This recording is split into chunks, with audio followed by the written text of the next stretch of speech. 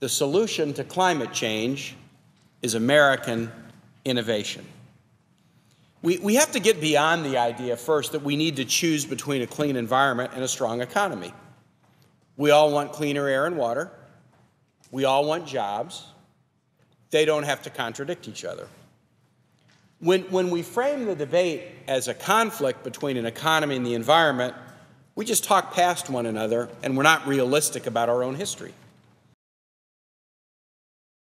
And in Virginia, we've got huge areas of risk of the negative impacts of climate change, especially sea level rise, all effects that can be traced to carbon pollution.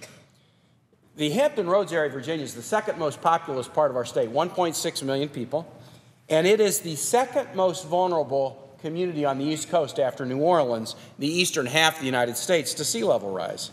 So our second largest area, which is the home of the largest concentration of naval power in the world, critical to our defense, is deeply vulnerable to climate change. In addition to being vulnerable because of our coast, our largest industry in Virginia is agriculture and forestry. Now, if you want to talk about an industry that is affected by climate, that's your industry. $70+ billion a year of economic activity in our state, our largest industry affected by climate. Tourism is a big Virginia industry. Outdoor tourism, that's $20+ billion a year. We are directly affected by climate. And we see extreme weather patterns. It's not just a Katrina or a Sandy or an Ike. Now, there is a second argument. It's not science denial, it's leadership denial.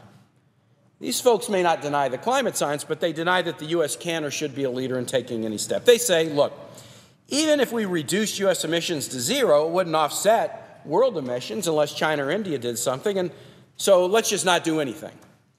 That is just not the American way, folks, for us not to lead on something important like that. Now, it is true that we need every country to reduce emissions in the long run. But that's not an argument for the U.S. to do nothing. That's an argument for the U.S. to step up and be leaders.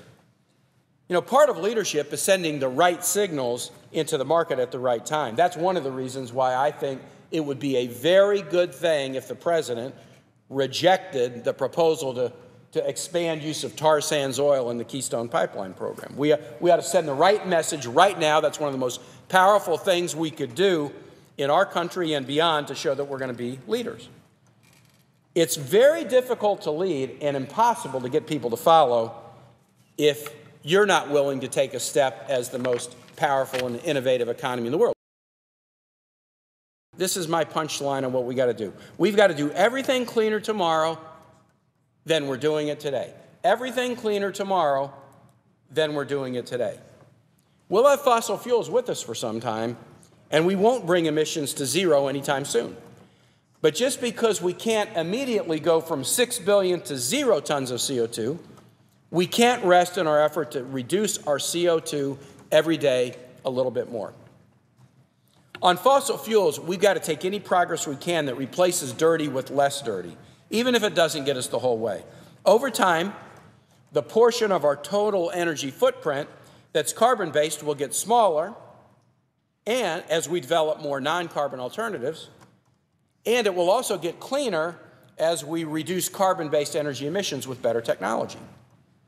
Now, this is why I am against dirty fossil fuels like tar sands, which make us dirtier tomorrow than today. I want to be cleaner tomorrow than today.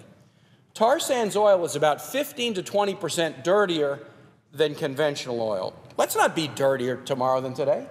We got the trend line moving in the right direction. We're reducing CO2 emissions. Let's be cleaner tomorrow than today. Why would we embrace tar sands oil and backslide to be dirtier tomorrow?